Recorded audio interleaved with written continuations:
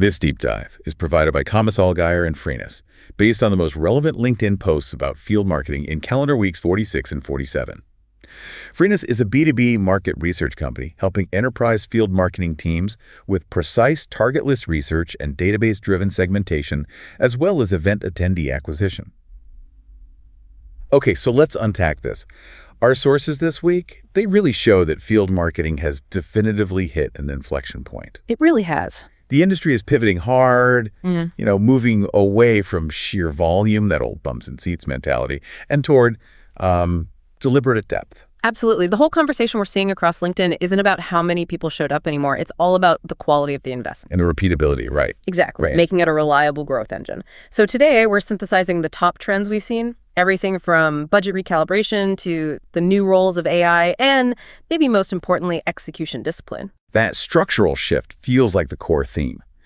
The real challenge is redefining events as measurable business investments, not just line items under marketing costs. So this depth oversize idea, what's it look like on the ground right now?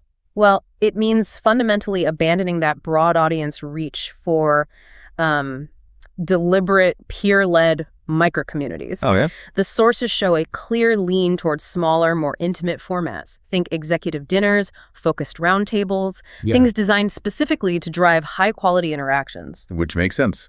When the interaction is smaller, the signal-to-noise ratio is much higher. That's it exactly. Melissa Picken captured this perfectly. She noted the clear difference between awareness and intent.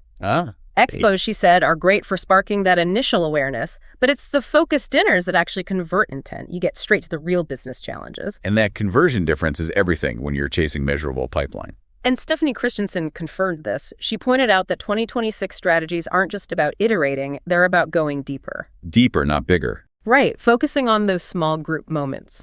Because people buy from people they know and trust, not from some big impersonal brand spectacle. So true. And this focus on depth, it even extends to digital. Rachel Elnar made a great point that hybrid and digital events need to be reframed around value, not just production flash. So it's not about how slick it looks. Not at all. If you want people to show up live, the agenda needs topics that hit like a crisis the audience wants solved now. It has to be need to know, not just nice to know. That's a fantastic distinction. It ties into partnerships, too. Jonathan Kazarian from Excel Events advised co-hosting with companies that have similar ICPs. To share the load. To share the load, share the cost. And it makes the entry point much lower risk, especially if you're new to event strategy. So if the first theme is the why, the strategic shift, then our next one, pre-event planning, is really the how. Okay. Our sources were clear. Pre-event intelligence and that surgical buyer targeting. They are now completely non-negotiable. This is the main ROI lever. And here's where it gets really interesting and tactical. We saw a great playbook shared by Ray R. from a founder who grew his startup significantly. Oh, yeah. He credited 75% of his customer base to events. The secret wasn't the event itself. It was the intentionality. Meaning what exactly? His team pre-listed the right people they needed to meet, and they landed at the venue with key meetings already on the calendar. That's the core difference. It's what Christian Barrett's called a pipeline sprint versus a field trip. I like that. A field trip relies on luck. A sprint is meticulously planned. You prioritize those pre-booked meetings, the side dinners. That's where the real unfiltered conversations happen. And that discipline has to extend to the technical side too, right? Especially with hybrid. Oh, absolutely. That is still a major pain point. Mandy Hennish flagged that event managers often fail to properly brief their technical service providers. What, just assuming it'll work? Pretty much. Yeah. If you don't give them explicit details on formats, platforms, bandwidth, you're forcing them to, and I love this quote, conjure offers from the crystal ball. That's perfect. It just highlights that systemic failure of assuming the tech will sort itself out. It does. When you have hybrid elements, you're managing two parallel experiences. You need that crystal clear communication upstream, or the value just tanks downstream. Okay, so you do all that hard work, you get the right people there. Now the focus shifts to creating a genuine connection. Exactly. Lenka Dinazi had a great warning against optimizing events for internal validation. What do you mean by that? You know, getting the biggest booth, focusing on vanity scans instead of actual external impact. The core principle has to be audience-first design. You're designing a relationship environment, not a monument to your marketing budget. You said it, and that authenticity has huge implications for design. Thorben Grosser had a fascinating critique of using those polished, obviously AI-generated images for booth backdrop. Oh, interesting. Why? He argued that even if they're technically perfect, they feel hollow. They actually erode the human connection and trust you need for a B2B sale. That is a powerful point. If your whole strategy is about trust and human connection, faking the visual environment just completely undermines the message. It's an authenticity mismatch. And this extends to things like sound, too. DJ Reese talked about behavioral architecture. With music. With music, the choice shouldn't be based on personal taste, but on attendee behavior. You watch if people are clustering or drifting, if conversations are heating up or slowing down. So you can use music to manage the energy of the room strategically. Precisely. And attendees themselves are showing what matters. Precious Adeo advises people to just sit in the front row and ask intelligent questions. To make yourself memorable. It turns you into the person who asked that question. And Liz Lathan confirmed this trend, saying attendees are skipping the gimmicks, the cornhole, the arcade games, and just sitting on couches to talk to each other. Connection beats novelty. Every single time. Which is the perfect bridge to our next theme, the tech stack. Because if connection is the goal, the tech has to support it, not complicate it. Right. And what are we seeing there? Consolidation.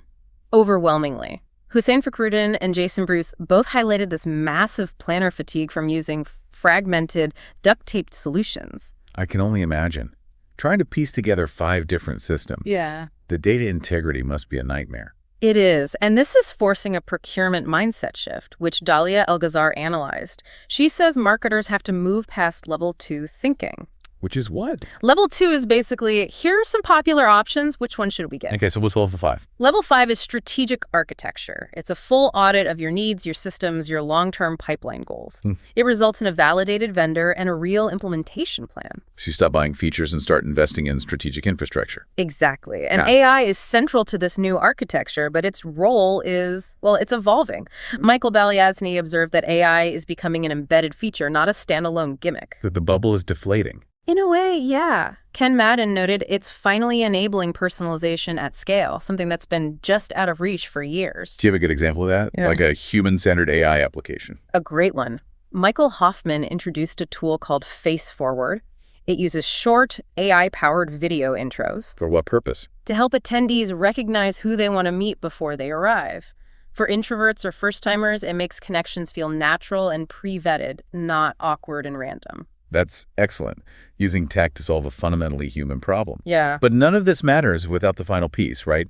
Post-event discipline and proving ROI. Absolutely. Otherwise, all that planning and investment is just wasted. Mark Finnick emphasized that follow-up has to focus on quality conversations. So listen for friction, not flattery. Precisely. And then you save the top 5 or 6 conversations with real signal by grabbing calendar time immediately, right there, on site. Don't wait 48 hours. So why does that momentum die so quickly for so many teams? Christopher Campbell listed the top mistakes. A big one is treating the event as the finish line. Another is failing to tie the narrative back to the CEO's vision. And the follow-up. And, most critically, failing to execute an immediate, dedicated SDR follow-up sprint. The story just dissolves. So to counter that, measurement has to get more sophisticated. It is. Kelly Burhop developed something called the Event Value Score, the EVS framework. It measures 3 dimensions: marketing performance, sales impact, and event excellence. And how does combining those 3 help a marketer make a clear decision? It creates a combined score from 0 to 10. This single number helps you decide if an event should be scaled, optimized, or just killed. It measures the total nuanced value, not just immediate pipeline. That provides a robust data model. But data isn't the whole story. Not at all. Ginger Taylor and Marisha Brucker both talked about moving beyond ROI to return on emotion or return on experience. Using data to validate the story behind the numbers. Yes. The moments where attendees felt seen, felt like they belonged, that emotional residue is what creates true loyalty. Which brings us to the ultimate strategic context that kind of stitches all of this together. Davide Liverino argued for a transition from a burning platform to a community platform. This is the biggest takeaway for long-term planning. The burning platform is that 72-hour spike of value at the live event. And then there's an 11-month value leak until the next one. Exactly. Liverino argues the live event has to become the flagship tentpole of an always-on digital subscription and content engine.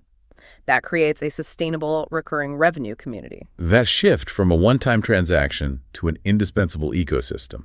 It really encapsulates the entire direction field marketing is headed.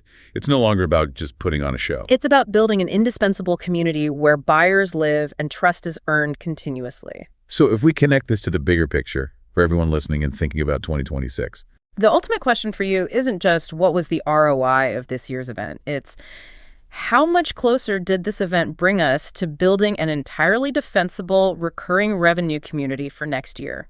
That's the real transition, something for you to mull over as you finalize those plans. If you enjoyed this deep dive, new episodes drop every 2 weeks. Also check out our other editions on account-based marketing, go-to-market, channel marketing, MarTech, social selling, and AI in B2B marketing.